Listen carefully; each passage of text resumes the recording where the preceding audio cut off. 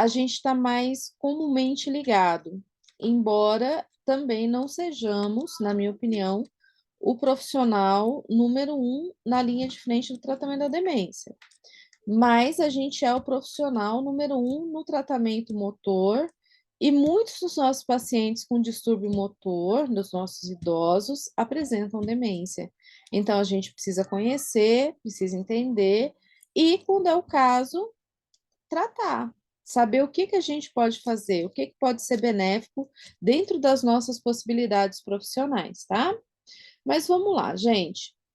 Bem, para a gente pensar, né, em demência, a gente tem que entender o seguinte, que vários aspectos diferentes da nossa cognição pode estar alterado da demência, das nossas funções chamadas de funções superiores. Então, estão todas nesses quadrinhos aí, ó, inteligência, cognição, memória, transtorno cognitivo, quadro funcional agudo, demência. Então, vários desses elementos podem estar alterados, né, desses três de cima, melhor dizendo, inteligência, cognição e memória, gerando a doença, o transtorno cognitivo, o quadro de confusão mental agudo ou a demência, tá? Aqui organizando melhor. Então, vamos ver os conceitos básicos de cada um. Inteligência, a totalidade das funções cognitivas que compreende o pensamento humano e a função cortical alta que forma a mente humana, tá? A inteligência é tudo, tá, gente? E a inteligência é inteligência motora, é inteligência emocional, é inteligência de raciocínio, inteligência agrupa tudo. Cognição. Cognição já como conceito, né, o processo de estar consciente, saber, pensar, aprender e julgar, tá? Então, cognição envolve tudo isso. Estar consciente inicialmente, né, ter capacidade de raciocinar, de pensar, saber dos conceitos da vida, das coisas básicas, pensar sobre eles, aprender coisas novas, julgar o que está certo, o que está errado, são partes da cognição. Quando a gente tem alterações na cognição, a gente entra numa linha de alterações que eu costumo falar assim, que são alterações sutis. Não é que você encontra um paciente hemiplégico lá, né, que você vê hemiplegia, mas assim, é um paciente que apresenta, por exemplo, gnosias, que são dificuldades no reconhecimento de objetos familiares. Na verdade, a gnosia é a capacidade de reconhecer, e depois, se a pessoa tem agnosia, ela perde essa capacidade, tá? Cognição envolve praxias, que é o conhecimento automático de como fazer determinada tarefa, né? Então, sei lá, tô com a caneta aqui, ó, e tá sem a ponta. Eu vou escrever, ó, é automático, eu aperto aqui para eu poder escrever, tá? Então, praxia é a capacidade de fazer essa tarefa. Linguagem é a capacidade de comunicação e a afasia é a alteração. E a memória também faz parte da cognição, a gente vai falar das alterações depois. Mas assim, pessoal, só para reforçar, tá? Quando a pessoa já tem essa dificuldade de reconhecimento de objetos, ela está passando por uma alteração, uma disfunção, uma agnosia. Quando ela tem dificuldade de fazer movimentos automáticos, né, básicos, dispraxia, apraxia, dificuldade na linguagem, afasia. E as perdas de memória são as perdas que a gente vai ter aí das memórias, que podem ser aquelas três que a gente tinha falado antes, mas tem outras classificações também, né?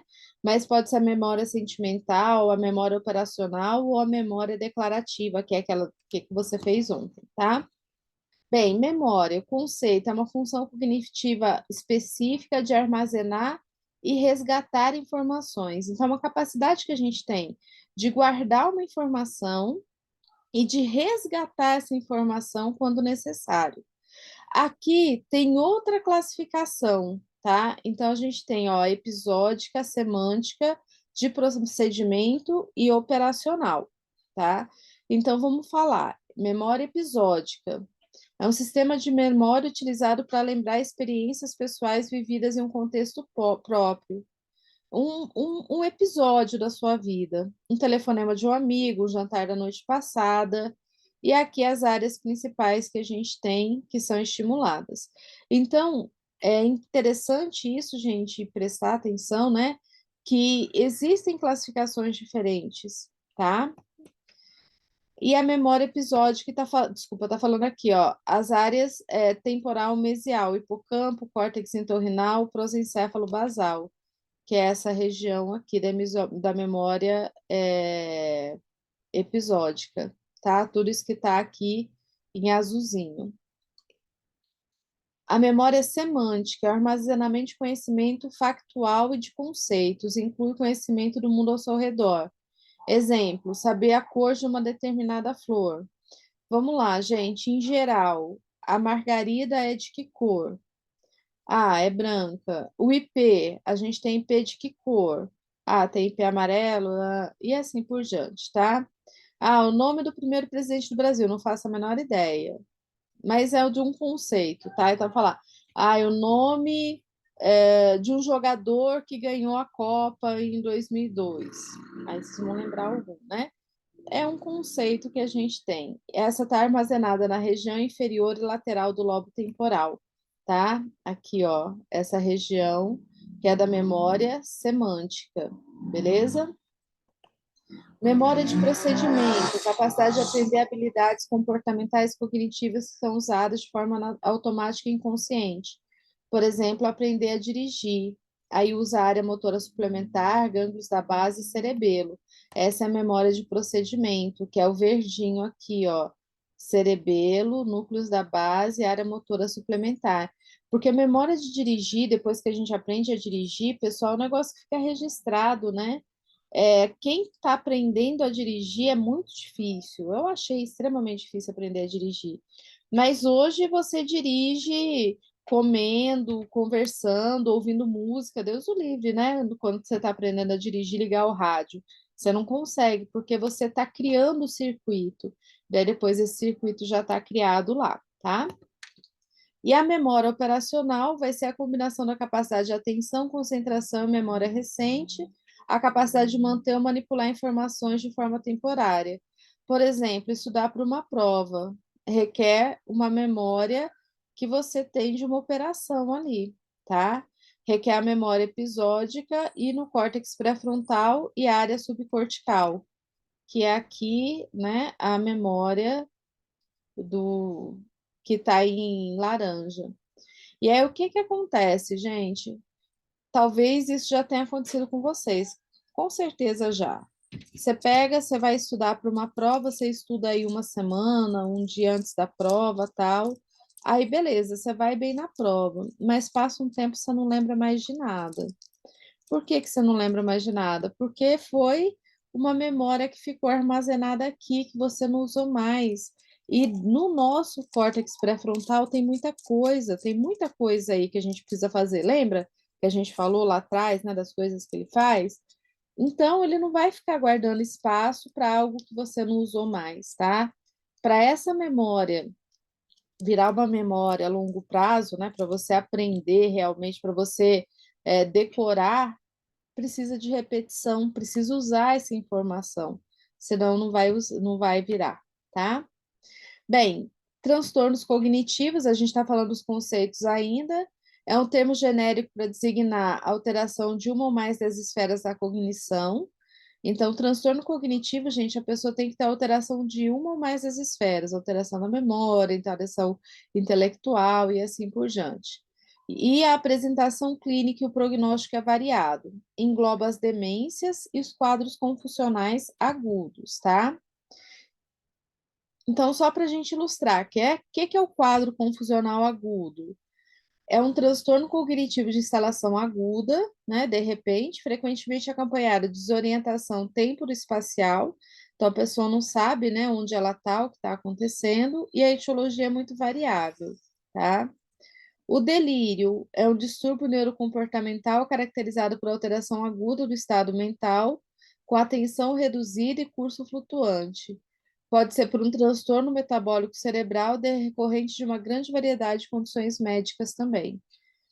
E tanto um quanto o outro, né, seja o transtorno cognitivo ou já chamado de delírio, é comum no idoso. Então, gente, o idoso pode ter um transtorno cognitivo, por exemplo, por conta de uma infecção, tá?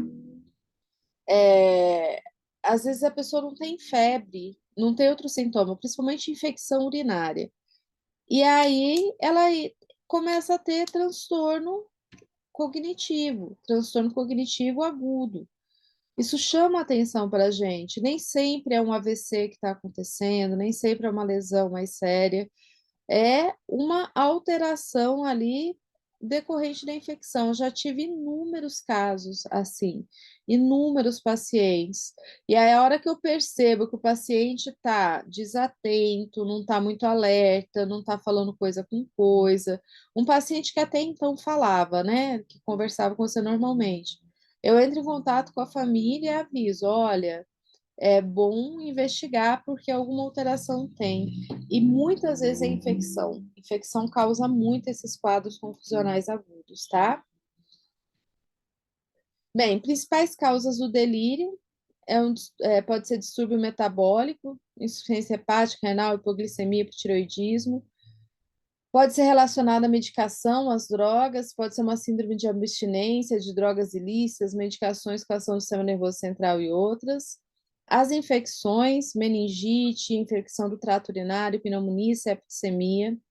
Mais comum quando é silencioso, gente, o paciente não tem tosse, o paciente não tem febre, o paciente não tem dor, é infecção urinária, né? O idoso acaba não tendo o mesmo sintoma que o jovem tem.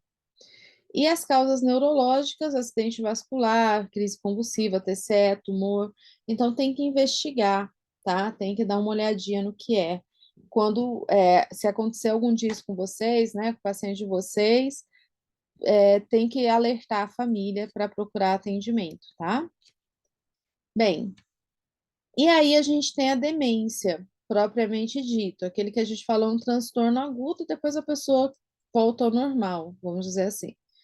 Então, para a demência, existem critérios diagnósticos, tá? Então, tem um manual para isso e que envolve, né, algumas alterações. Então, para diagnosticar demência mesmo, acometimento da memória, acometimento de uma das ou mais funções corticais altas, que é aquela gnosia, praxia, linguagem, função executiva, declínio cognitivo gradual e progressivo, então a história normalmente é que a pessoa começou a esquecer, foi piorando.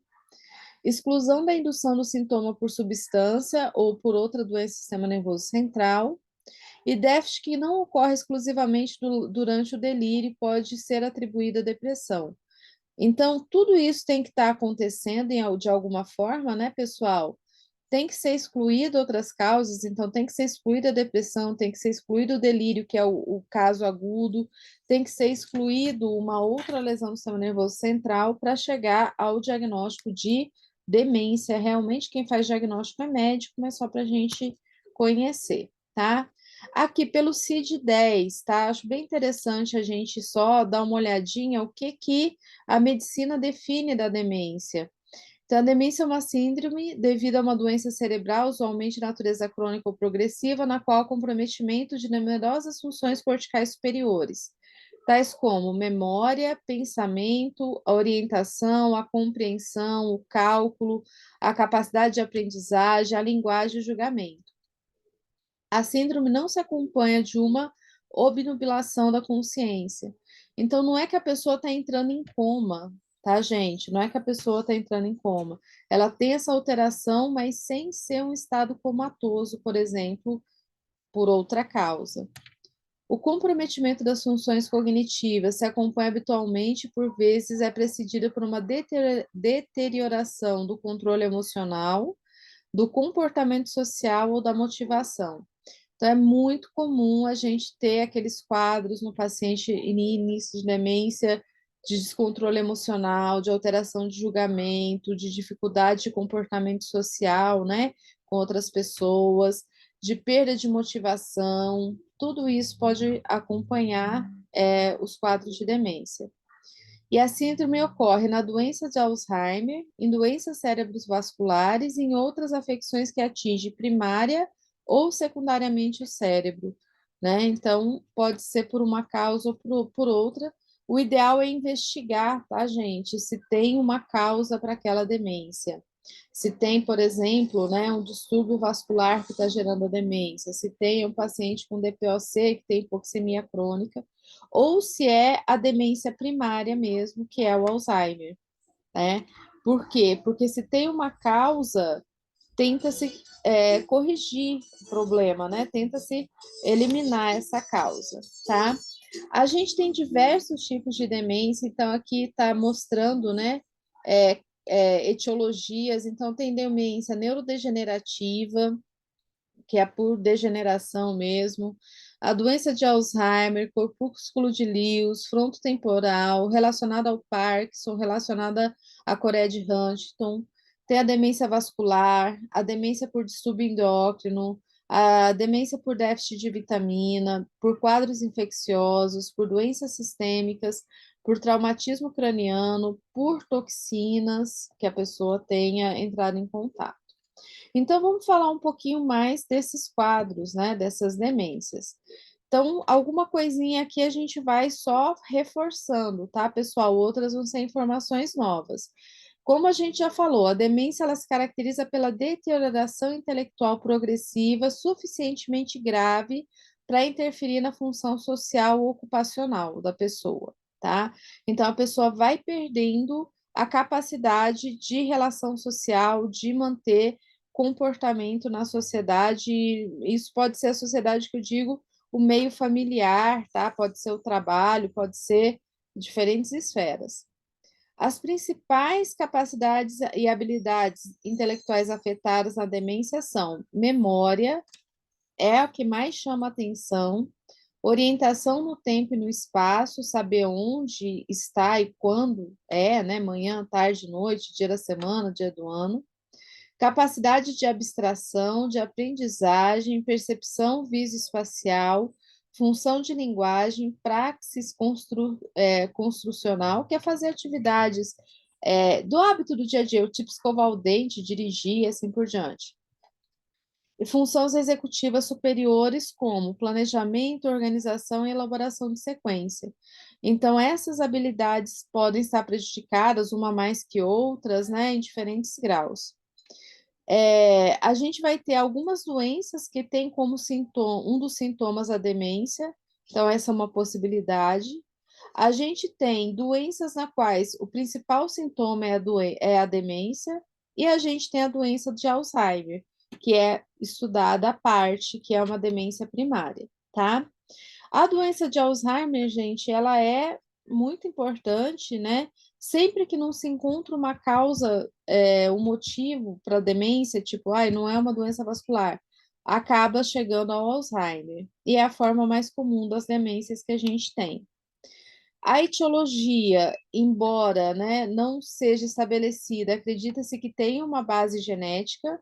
Então, se você tem na sua família, né, comece a trabalhar seu cérebro desde já. E essa concordância vem do estudo de gêmeos monozigóticos, que é maior, né, o índice de demência nos dois do que nos gêmeos dizigóticos. Monozigótico é quando é do mesmo ovinho, né, que são os gêmeos idênticos.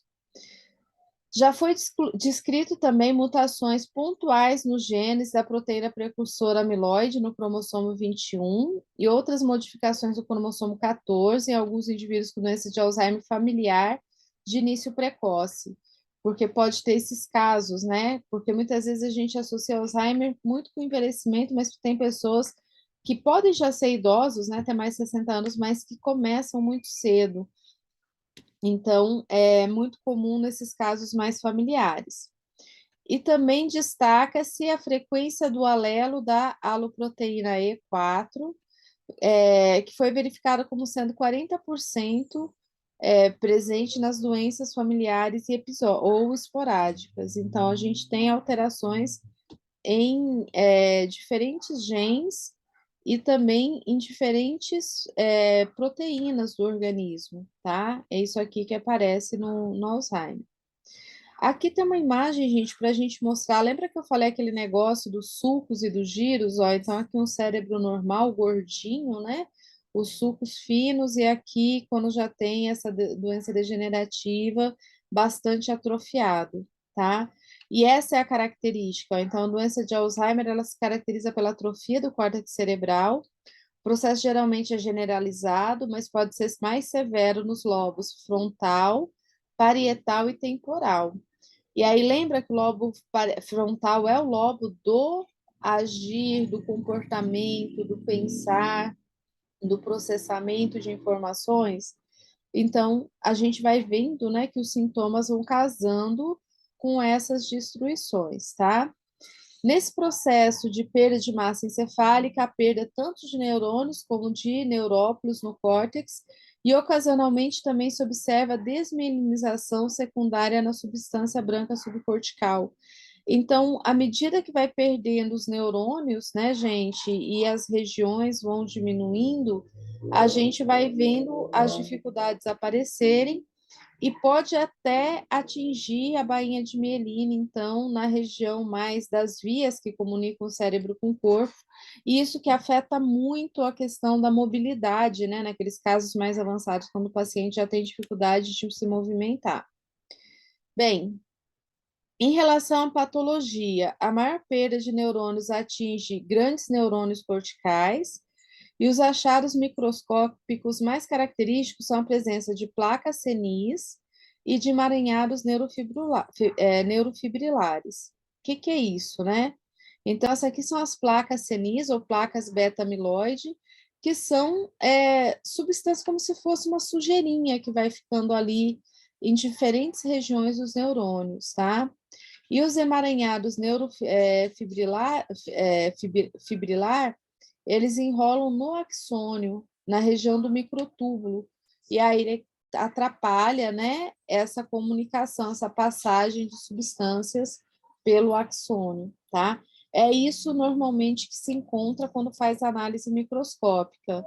Aqui mostrando ó, uma placa senil, né, aqui, e o emaranhado neurofibrilar, que vai acabar destruindo esses microtúbulos. Esses microtúbulos são estruturas que ficam aqui dentro do axônio e que, por exemplo, por onde passa glicose, por onde passa neurotransmissor, então vai dificultar a comunicação dos neurônios e os neurônios vão morrendo, né?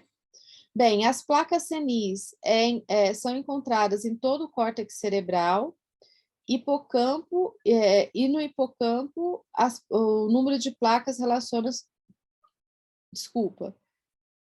As placas senis são encontradas em todos os córtex e no hipocampo, principalmente, e o número de placas relaciona-se com o grau de perda intelectual. Então, quanto mais placa senil, maior a degeneração, maior a perda da capacidade cognitiva do paciente.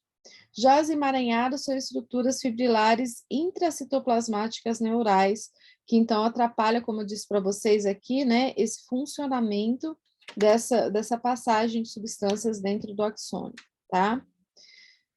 Bem, a gente vai ter uma distribuição seletiva no cérebro da doença de Alzheimer. Então, a gente tem perda celular e placas emaranhadas ocorre principalmente no neocórtex, especialmente nas áreas associativas, por isso lobo pré-frontal, parietal e temporal. Também grandes perdas no hipocampo, que inclui o córtex entorrinal. O hipocampo lembra muito ligado com a memória. Na amígdala, no núcleo basal de Meynert e no septo pelúceo. Então, essas regiões que estão em destaque aqui, ó, nessa figura que está aqui do lado, tá? Em relação à bioquímica, as alterações mais importantes é a redução de 50% a 90% na atividade da colina acetilcolinesterase, que é uma enzima, a enzima da biossíntese da acetilcolina, no córtex cerebral e no hipocampo. Então, tem dificuldade de sintetizar acetilcolina esse paciente. Em geral, a severidade da perda cognitiva decorre também, que acontece na doença de Alzheimer, é proporcional à perda da colina acetilcolinesterase. Então, além da perda dos neurônios, tem a perda dos neurotransmissores que são importantes ali na comunicação dos neurônios, tá? E aí, quantos sinais e sintomas, gente, a gente ouve falar dos As, né? Da doença de Alzheimer. Então, os principais vão ser a anomia ou afasia, que vai ser a dificuldade de fala, a apraxia, que é a dificuldade de fazer movimentos, né, automáticos mais complexos, como, por exemplo, os movimentos que a gente faz ao dirigir, a agnosia, que é a dificuldade de reconhecer, nomear objetos conhecidos. Então, todo mundo sabe o que é isso, né? O paciente olha, não consegue dar nome. E a amnésia. Mas isso varia muito, tá, gente? Tem lugar que coloca os 4 As do Alzheimer. O lugar, eu falo, é literatura. A literatura fala dos 5 As, literatura que fala dos 7 As, mas as 4 esferas principais são essas, tá? Dificuldade de comunicação, dificuldade de execução de ato motor, a dificuldade de reconhecimento de objetos, e pode ser chegar ao reconhecimento de faces, né? Reconhecimento da pessoa, e a amnésia. Aqui, ó, os 7A, 7 As da demência. Então, afasia, fala, agnosia, reconhecimento, apraxia, que é o movimento, a amnésia, a perda de memória, a alteração de percepção, né, de julgamento, a apatia e a nosognosia, que é o reconhecimento de face, que está aqui, está separado da agnosia ali de baixo, tá? Por isso que eu falo para vocês que às vezes a gente vê números diferentes. Bem, sintomas menos comuns são depressão, muito relacionada com a percepção de perda. Então, quando o paciente percebe que está, né, perdendo as capacidades cognitivas, agitação e inquietação. Agitação e inquietação são mais comuns, principalmente quando o paciente não é bem medicado, e muitas vezes acontece mais no final da tarde, tá? Então, o paciente começa a ficar agitado no início da noite. Os distúrbios motores, como a marcha lentificada, só aparecem na fase mais avançada da doença. O quadro clínico no estágio terminal é notadamente consistente, então a atividade intelectual cessa, o paciente torna dócil, porque antes ele era agitado, agressivo, acaba por se reduzir ao estado vegetativo. Pode ocorrer fraqueza e contratura, e o controle das funções vesicais e intestinais é perdido. Então, o paciente desenvolve incontinência também, tá? A abordagem nas demências e no Alzheimer aqui, que a gente chama de atenção, é interdisciplinar, tá, gente? Então, envolve o idoso, a família, o contexto de vida. Deve-se procurar retardar ao máximo a progressão da doença. Então, atualmente, existem várias linhas de tratamento com estímulo cognitivo, estímulo de memória, estímulo de raciocínio, principalmente, né, quando esse paciente está na fase mais inicial, para retardar essa progressão. Quem trabalha mais com isso, gente, é a terapia ocupacional e, se for para estímulo relacionado à fala, a fonoaudiologia. Por isso que a gente fala do tratamento interdisciplinar.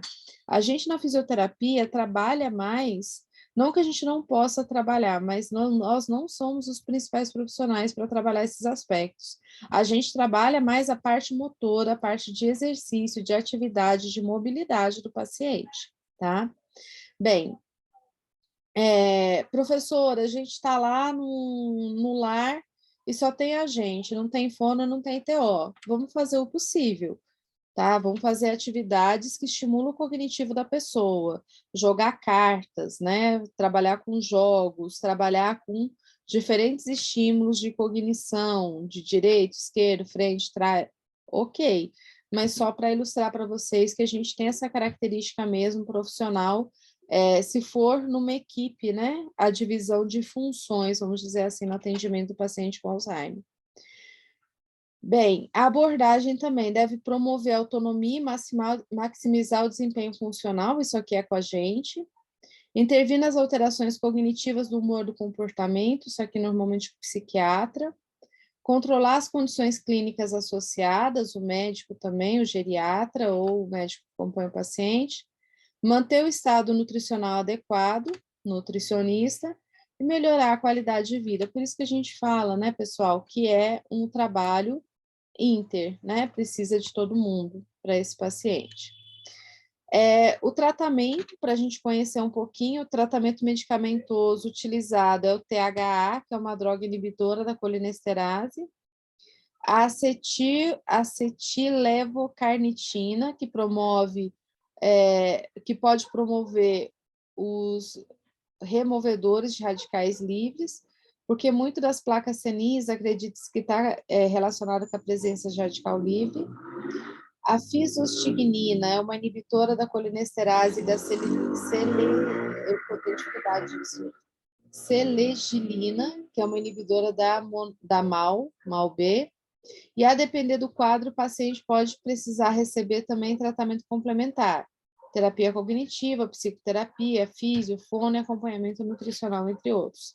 Mas aqui só para vocês saberem, né, as principais classes de medicamento que são utilizadas, e às vezes a gente vai lá conversar com a família, né, com o paciente, tudo, pergunta que remédio está tomando, medicação que faz uso, mas não sabe o que é essa medicação, tá?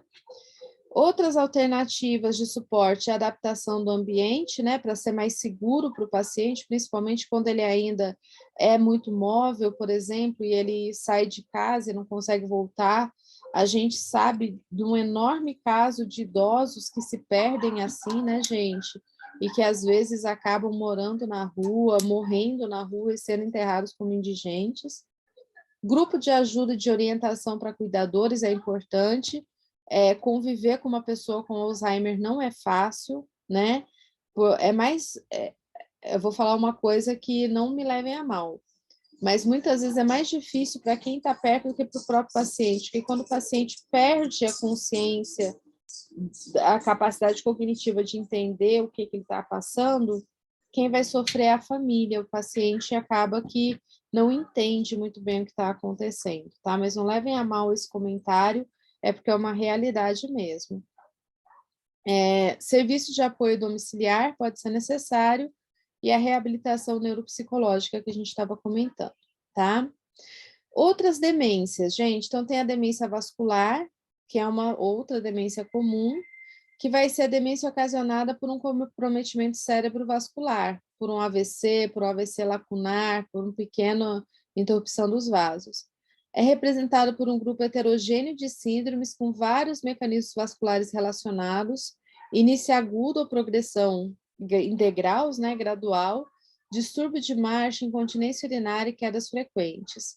A gente pode ter um infarto único, que dependendo da região do cérebro que pegue, causa demência, múltiplos infartos, normalmente infartos pequenos, e a encefalopatia aterosclerótica subcortical, que é quando a gente vai ter uma enormidade de placa de ateroma formado nos vasos cerebrais, tá?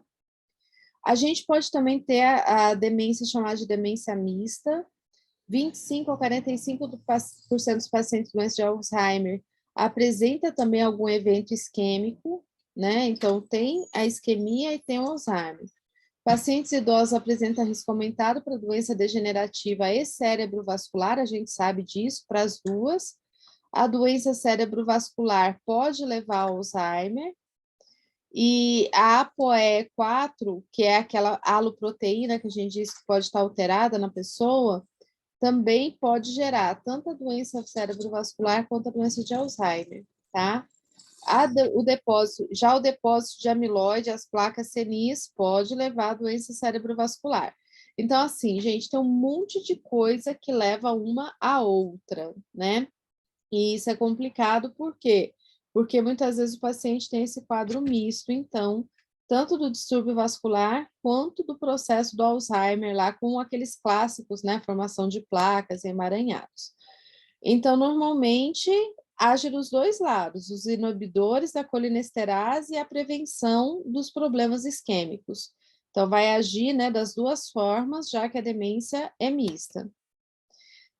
Outros tipos de demência, pessoal, demência frontotemporal, tem início entre 45 e 65 anos, incidência igual em homens e mulheres, evolução média de 8 anos, distúrbio comportamental e de personalidade importante, é comum atrofia frontal e temporal unilateral ou bilateral, 50% tem história familiar, com modelo de herança igual da doença de Alzheimer, ficou trocado aqui, e o tratamento vai ser sintomático, tá? Não tem cura. É uma atrofia cerebral que acontece por uma causa ali genética em paciente jovem, tá? Então, muita atenção, né? Porque nem toda demência é Alzheimer.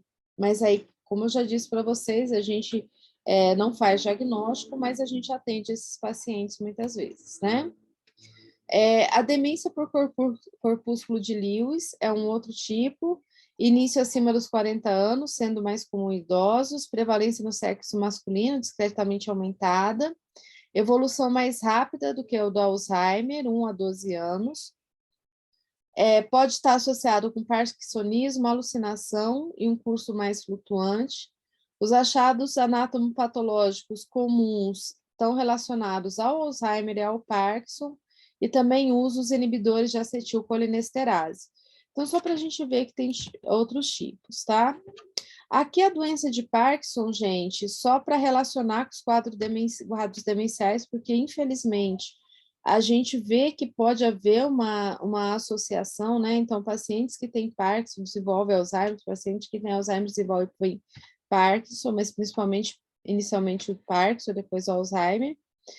Lembrando que as duas doenças são doenças degenerativas, né? Então, tem um processo degenerativo ali em curso que facilita a ocorrência da outra doença. Então, o Parkinson